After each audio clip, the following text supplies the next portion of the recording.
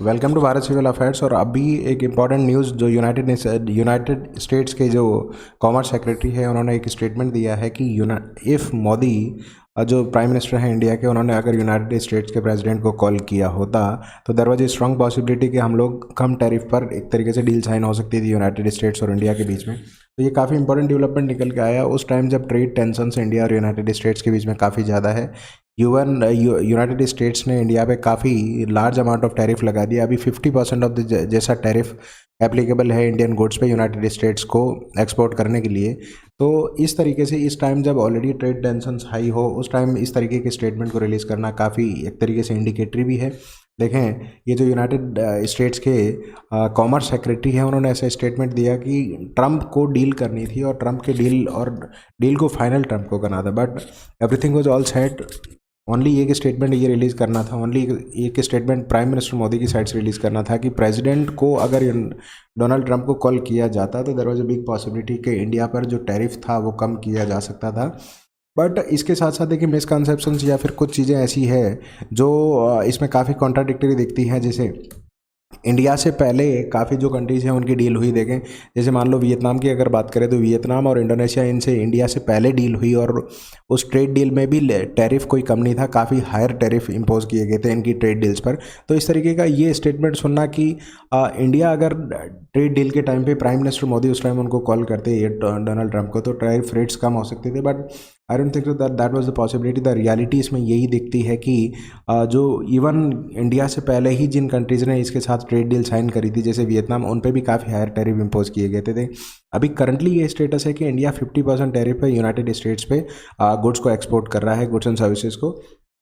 और कल जो डोनाल्ड ट्रंप है उनका स्टेटमेंट आया कि अगर इंडिया रशियन ऑयल बाई करता है, रशिया से यूरेनियम बाई करता है, तो हम लोग कितना टैरिफ लगाने वाले हैं, 5% टैरिफ हम लोग इम्पोज करने वाले हैं। बिकॉज एक एक्ट आया है यूनाइटेड स्टेट्स में प्रिपेयर किया गया है, अगर उसको ट्रंप नोट दे देते हैं तो उसका नाम है sanctions on Russia act United states का 2025। उसमें क्लियरली कहा गया है कि जो भी ट्रेडिंग पार्टनर जो यूनाइटेड स्टेट्स के साथ में ट्रेड करना चाहते हैं और वो अभी रशिया से रशियन ऑयल और यूरेनियम को बाई कर रहे हैं या परचेज कर रहे हैं, उस पर 500% क्या लगाया जाएगा, टैरिफ लगाया जाएगा।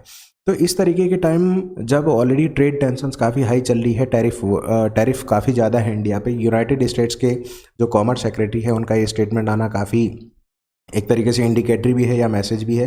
बट इसमें फैक्ट कम और एक तरीके से जो सिचुएशन है उसको एग्जैजरेट करना ज़्यादा दिखता है, सिचुएशन को एक इमेजिनरी पुश ज़्यादा दिखता है और प्रैक्टिकल सिचुएशन सिनेरियो कम दिखता है। Because we have discuss that even India से पहले जिस कंट्री ने ट्रेड डील साइन करी वियतनाम में, उसमें भी कोई खास डिफरेंस नहीं था, उस पर भी काफ़ी हायर टैरिफ्स इम्पोज किए गए थे यूनाइटेड स्टेट्स की साइड से। उन्होंने ये भी कहा कि इफ़ 3 वीक्स लेटर हम लोग बात करें तो अगर कि कोई ट्रेन स्टेशन से चली गई हो और 3 वीक्स बाद में आप लोग ऐसा कह रहे हैं, are you ready for the train that left the station 3 weeks ago, मतलब 3 वीक पहले ट्रेन स्टेशन से ऑलरेडी निकल गई और अब आप उस ट्रेन का वेट कर रहे हैं, so that it is not legitimate. But ऐसा नहीं है, ऑलरेडी काफ़ी स्टेटमेंट्स इंडिया और यूनाइटेड स्टेट्स की साइड से ट्रेड के रिगार्डिंग दिए गए हैं। सिंपल टर्म्स में उन्होंने ये सजेस्ट करा कि अगर ये डील पहले साइन हो जाती है इंडिया और यूनाइटेड स्टेट्स के बीच में तो टैरिफ में काफ़ी रिलीफ इंडिया को मिल सकती थी। बट अभी हमने ये फैक्ट डिस्कस किया कि अगर जिन कंट्रीज़ ने इंडिया से पहले भी डील साइन करी हो उनसे भी कोई खास रिलीफ यूनाइटेड स्टेट्स ने उनको प्रोवाइड नहीं करी। तो ये काफ़ी इसके रिगार्डिंग देखें, ट्रेड एग्रीमेंट डिफरेंट टाइप के होते हैं। ट्रेड एग्रीमेंट में सबसे इंपॉर्टेंट जो एग्रीमेंट आता है जो न्यूज़ में डिबेट और डिस्कशन में रहता है, that is free trade agreement.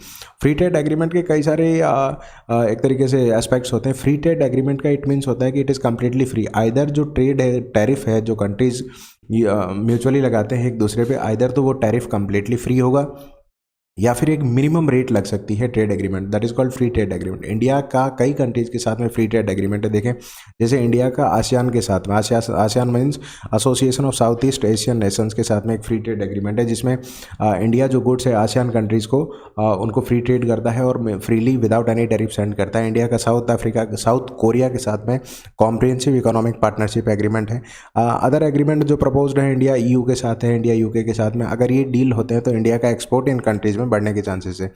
तो फ्री ट्रेड एग्रीमेंट का सिंपल टर्म्स में मतलब होता है दोनों ही कंट्रीज़ ने एक म्यूचुअली एग्रीड टर्म पे आइदर तो टैरिफ डिसाइड कर लिया है या फिर टैरिफ को जीरो कर दिया है। तो ये काफ़ी इंपॉर्टेंट डेवलपमेंट हो सकता है, इससे ट्रेड बहुत कंट्रीज़ में बूस्ट होता है। देखें, पार्शियली स्कोप एग्रीमेंट में क्या होता है, लिमिटेड नंबर ऑफ गुड्स का सप्लाई की जाती है, एक्सपोर्ट इंपोर्ट किया जाता है। फ्री ट्रेड एग्रीमेंट में एज वी हैव डिस्कस्ड कि कम्प्लीटली आए तो फ्री कर देते हैं, और ये किसके लिए, उन कंट्रीज़ के साथ में जो उनके साथ फ्री ट्रेड एग्रीमेंट साइन करते हैं। अब इसके भी कई टाइप हो सकते हैं। देखिए कस्टम्स यूनियन में क्या होता है, दोनों एक म्यूचुअल टैरिफ डिसाइड कर लेते हैं, कॉमन एक्सटर्नल टैरिफ, कि भाई हम लोग भी इतना टैरिफ लगाएंगे और आप लोग भी रेसिप्रोकली उतना ही टैरिफ लगाएंगे, that is called customs union. Common market में क्या होता है, इसमें गुड सर्विसेज का और जो फैक्टर्स ऑफ प्रोडक्शन हो गए जैसे लेबर हो गया, ये फ्रीली मूव कर सकते हैं। तो ये होता है कॉमन मार्केट। इकोनॉमिक यूनियन का मतलब होता है करेंसी भी एक हो जाएगी उसमें, और जो एक्सचेंज रेट की पॉलिसी है मेंबर नेशंस की वो भी एक हो जाएगी। इसका एक फाइन एग्जांपल है ईयू, यूरोपियन यूनियन, जो कि इसका पार्ट है, इकोनॉमिक यूनियन का पार्ट है। अभी एक प्रपोज्ड इकोनॉमिक यूनियन ये है कि साउथ अफ्रीका में इकोनॉमिक यूनियन बन सकता है। जो साउथ अफ्रीका के 55 कंट्रीज हैं उन्होंने मिलकर इसको एक तरीके से प्रपोज्ड इकोनॉमिक यूनियन का नाम दिया है, साउथ अफ्रीकन इकोनॉमिक यूनियन। तो जिसके बनने के चांसेस हैं। देखें, फ्री ट्रेड एग्रीमेंट में कंट्रीज़ के बीच में ट्रेड काफ़ी ज़्यादा लिमिट तक बूस्ट हो सकता है, और कंट्रीज़ को ट्राई ये करना चाहिए कि अगर दोनों कंट्रीज़ के बीच में म्यूचुअली बहुत ज़्यादा ट्रेड होता है कंट्रीज़ के बीच में, तो फ्री ट्रेड एग्रीमेंट को पुश करना चाहिए। जैसे इंडिया ने आसियान के साथ फ्री ट्रेड एग्रीमेंट कर रखा है, और साउथ कोरिया के साथ में कॉम्प्रिहेंसिव इकोनॉमिक पार्टनरशिप एग्रीमेंट, उसमें काफ़ी सारे इश्यूज आ गए थे। बट इवन दो इंडिया के जो फ्री ट्रेड एग्रीमेंट है they are working very well. तो क्या यूनाइटेड स्टेट्स के साथ में इसमें किसी भी तरीके की पॉसिबिलिटी बन सकती है क्या? इज़ इंडिया या can India sign free trade agreement with the United States? मुझे इसमें पॉसिबिलिटी कम दिखती है। बट इवन दो अगर ये फ्री ट्रेड एग्रीमेंट इंडिया और यूएसए के बीच में साइन हो जाता है, जिसकी पॉसिबिलिटी बिल्कुल मिनिमम है, अगर ये साइन हो जाता है तो इंडिया और यूएसए में जो ट्रेड अभी जो करंटली जिस पोजीशन पे चल रहा है उस पोजीशन से बहुत आगे जा सकता है। और इस टाइम जो यूएन के कॉमर्स सेक्रेटरी है यूनाइटेड स्टेट्स के, सॉरी, उनका ये स्टेटमेंट आना कि अगर इंडिया के प्राइम मिनिस्टर कॉल कर देते डोनाल्ड ट्रंप को तो ये टैरिफ कम हो सकता था, that seems more imaginary in nature, और इसमें प्रैक्टिकल सिचुएशन काफ़ी कम दिखती है। तो आप लोग इसके बारे में क्या सोचते हैं, और क्या आपको ऐसा लगता है कि do you think that India को यूनाइटेड स्टेट्स के साथ में फ्री ट्रेड एग्रीमेंट के लिए पुश करना चाहिए, और रशिया सैंक्शंस लगाने से जो 500% टैरिफ वाला इश्यू है उस पर आप क्या सोचते हैं? Do let me know in the comment section. Do subscribe Bharat civil affairs. और thank you for watching the session. ऐसे ही इश्यूज़ को हम लोग डिटेल पे डेली बेसिस पे देखते हैं। Thank you.